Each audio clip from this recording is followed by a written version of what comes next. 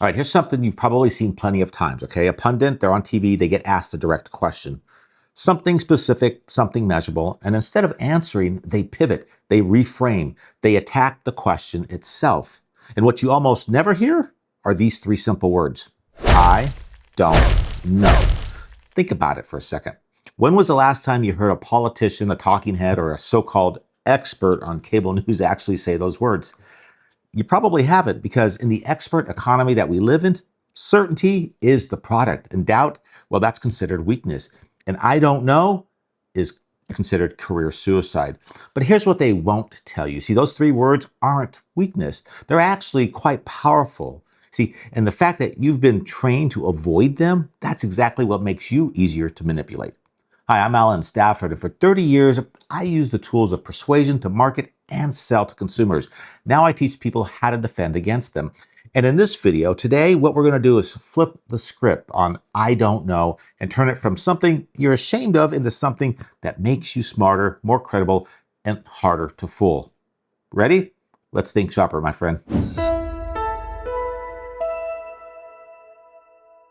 All right, so why is admitting you don't know something so incredibly hard? Heck, I don't know. I'm just kidding.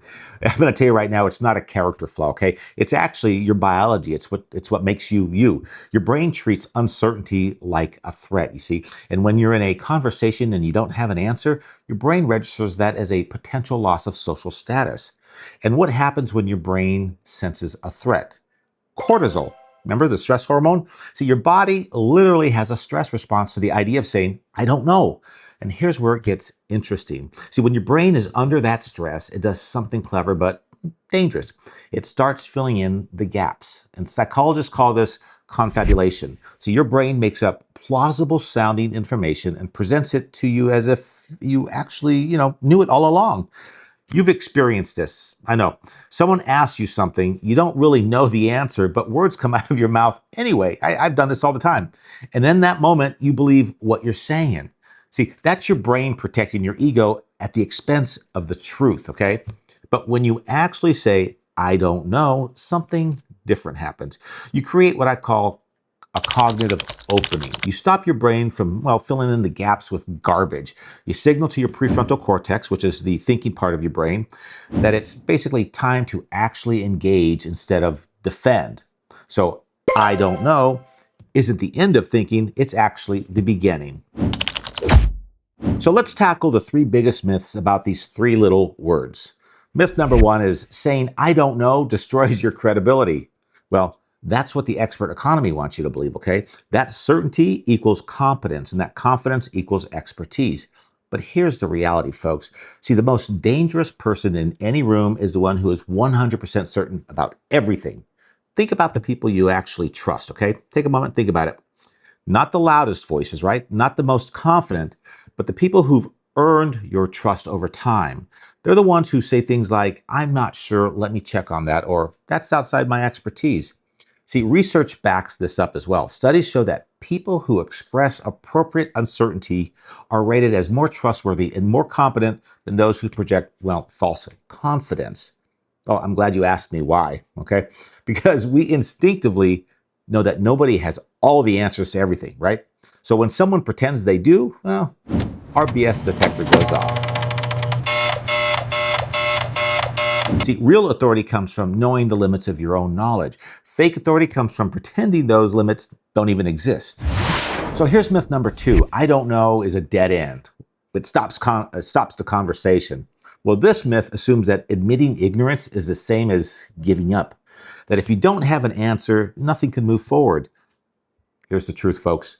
I don't know is not the end of the road. It's actually the starting line. See, you can't solve a problem you've already pretended to understand. You can't learn something you've already convinced yourself you know. See, every real breakthrough in history started with someone saying, wait, I actually don't understand this as well as I thought. Think about it in practical terms, okay? If you're in a meeting and someone asks about a project timeline, what's more useful here, okay? Confidently throwing out a number you made up, or saying, hey, I don't have that information, but I can get it to you by the end of the day. See, the first response feels strong, but creates problems down the line. And the second response moves things forward with accurate information. So I don't know plus a plan beats false certainty every single time. All right, and myth number 3 is smart people don't say I don't know. If you have to admit ignorance, you must not be that bright. Well, this might be the most backwards myth of all. You've probably heard of the Dunning-Kruger effect, and I've talked about this in some of my other videos. See, it's been oversimplified a lot, but the core insight is pretty much solid. When people first learn about a topic, they tend to overestimate how much they know, right? They're confident because they don't know enough to know what they're basically missing. So as they learn more, something interesting begins to happen. Their confidence drops. They enter what researchers call the valley of despair. They realize just how much they don't know. And here's the key. That valley, that's where expertise actually begins. See, the willingness to say, I don't know, is the marker that separates true learners from people who just think they've learned. The most intelligent people I've ever met say, I don't know, constantly, not because they're uninformed, but because they understand the vastness of what they haven't yet learned. So saying, I don't know isn't a sign of low intelligence, it's a prerequisite for developing high intelligence. All right, so how do you actually put this into practice, okay? I want to give you a simple framework you can use starting, well, now, tonight, whenever. I call it the IDK protocol. It's 3 steps, easy to remember because it spells out exactly what we've been talking about, I don't know. Step 1 is identify the gap. So before you speak, take a half second, maybe a few seconds to ask yourself, do I actually know this, or am I about to fill in a gap? Get specific. What exactly don't I know? I don't know the current numbers is more useful than vague uncertainty, okay? And step 2 is declare it openly. Say the words out loud. I don't know enough about this to have an informed opinion, or simply, I'm not sure. This is the hard part because of that cortisol response we talked about earlier. Folks, do it anyway. The discomfort fades fast, I promise you. And the credibility boost, well, it's immediate. And then step 3, kickstart the path forward. Follow your declaration with action. I don't know, but here's how I'll find out. Or I don't know, but here's what I do know that might help you. See, this transforms I don't know from a stop sign into a bridge. Identify, declare, kickstart, the IDK protocol. Practice it today. At least practice it once, okay? Just once. Notice how it feels. Notice how people respond to you. Look, we've all been conditioned to see uncertainty as weakness, okay? The expert economy, well, it profits when you feel like you need to have all the answers. Pundits, politicians, and marketers all benefit when you're afraid to admit what you don't know. But here's the truth, okay? I don't know is how you stop being easy to manipulate, folks. It's how you stop your brain from filling gaps with convenient fictions. It's how you actually start thinking instead of just reacting. And to help you out, I've put together a downloadable IDK protocol toolkit. I call it a toolkit. It's like a 2-page document that goes deeper into this topic. It gives you specific phrases for different situations, a self-assessment to check your own certainty patterns, and a quick reference you can keep on your phone.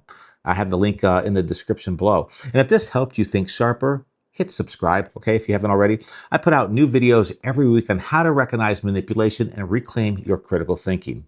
And folks, again, I'm Alan Stafford.